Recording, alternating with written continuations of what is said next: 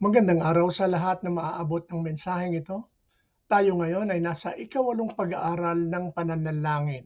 Ngayong araw, ating pagtutuunan ng pansin ang pananalangin para sa kapatawaran at pagsisisi. Para sa ating susing talata, ito ay nasa unang Juan, Kabanatang 1, Talatang 9. Kung ipinapahayag natin ang ating mga kasalanan, siya ay tapat at makatarungan at patatawarin niya tayo sa ating mga kasalanan at lilinisin tayo sa lahat ng kalikuan.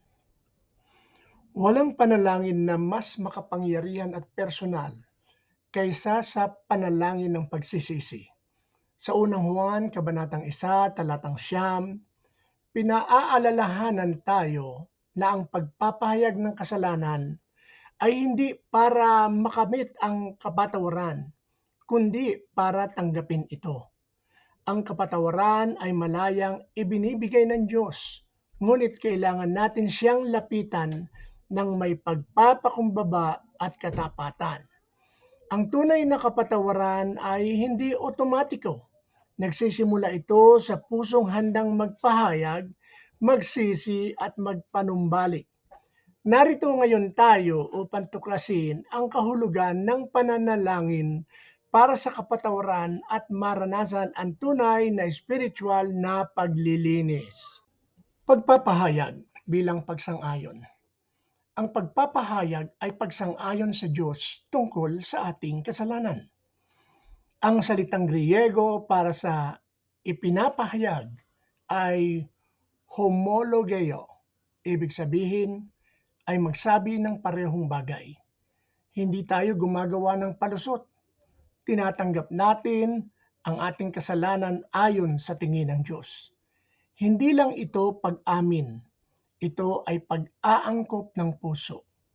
Inaamin natin na ang kasalanan ay kasalanan at ito'y naghihiwalay sa atin sa Diyos. Parang isang batang nakabasag ng gamit at nagtago. Tanging sa oras na sabihin niyang ako po ang nakabasag, doon magsisimula ang pagwawasto at paghilom. Ang pagpapahayag ay hindi para ipaalam sa Diyos ang hindi niya alam. Ito ay para sa pagbabago ng ating puso. Alam na ng Diyos ang lahat. Naghihintay siya na huminto tayo sa pagtakbo at magsimulang umamin. Kapag tayo'y nagpapahayag ng ating kasalanan, may isang magandang bagay na nangyayari. Pinapatawad tayo ng Diyos. Katapatan ng Diyos sa pagpapatawad. Pinapatawad tayo ng Diyos hindi dahil mabuti tayo, kundi dahil siya ay tapat. Ayon sa unang Juan, Kabanatang 1, Talatang 9, sabi doon, siya ay tapat at makatarungan. Tapat sa kanyang pangako at makatarungan sapagkat si Jesus ay nabayaran na ang kabayaran ng ating kasalanan. Ang kapatawaran ay hindi base sa bigat ng ating kasalanan, kundi sa kabutihan ng ating Diyos. Hindi siya nagtatanim ng galit, nalulugod siya sa pagbibigay ng awa, sangayon sa Mikas, Kabanatang 7, Talatang 18. Tulad ng ama sa kwento ng alibughang anak o the prodigal son sa ika-15 kabanata ng Lukas, hindi siya nagdalawang isip. Tumakbo siyang sinalubong ang nagsisising anak. Huwag hayaang pigilan ka ng guilt na lumapit sa Diyos. Ang katapatan ng Diyos ay mas malaki kaysa sa iyong pagkabigo. Layunin ng Diyos na hindi parusahan ka kundi linisin ka. At kapag ang kapatawaran ay nangyari na, nagsisimula ang pagpapanumbalik. Ang panunumbalik ay bunga ng pagsisisi. Ang tunay na pagsisisi ay nagdudulot ng panunumbalik ng relasyon. Ang kasalanan ay sumisira ng pakikisama, ngunit ang pagsisisi ay nagpapabalik sa atin sa Diyos. Hindi lang tayo pinatatawad ng Diyos, ibinabalik niya ang nawasak. Ipinapakita ng awit Kabanatang 51 ang daing ni David, hindi lamang para sa kapatawaran, kundi para sa pagpapanumbalik. Sabi doon, ibalik mo sa akin ang kagalakan ng iyong pagliligtas. Si David, matapos ang kasalanan ng pangangalunya at pagpatay, ay lumapit sa Diyos ng buong pagsisisi. Nanangis siya, O Diyos, likhain mo sa akin ang isang malinis na puso at bigyan mo ako ng isang tapat na espiritu. Sang-ayon sa aklat ng mga awit, Kabanatang 51, talatang 10. Ang pagsisisi ay hindi tungkol sa kahihiyan. Ito ay pagbabalik sa Ama.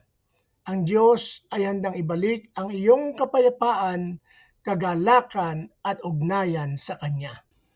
Ang paghilom ay nagmumula sa pagpapakumbaba. Ang pusong bigo ay hindi kahinaan. Ito ay daan patungo sa kagalingan.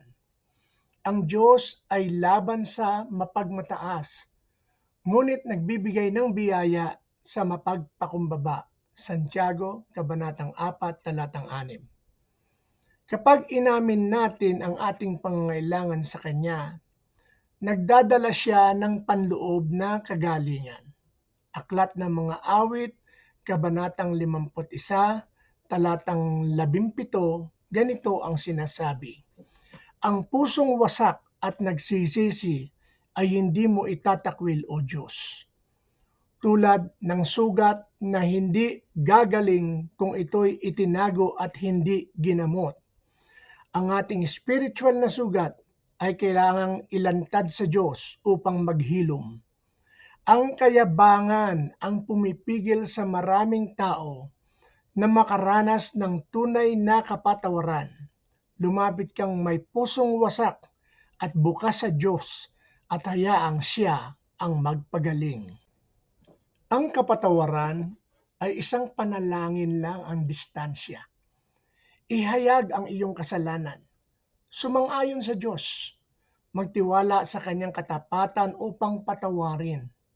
Tanggapin ang panunumbalik sa pamamagitan ng pagsisisi at lumakad sa kagalingang dulot ng pagpapakumbaba. May kasalanan ka bang kailangan mong ilapit sa Diyos ngayon? Dala mo ba ang guilt, kahihiyan o lihim na kasalanan? Ang paanyaya ay bukas. Ipagpahayag, magsisi, magpanumbalik. Gaya ni David, maaari mo ring ipanalangin, maawa ka sa akin, O Diyos, ayon sa iyong dakilang pag-ibig. Salamat po.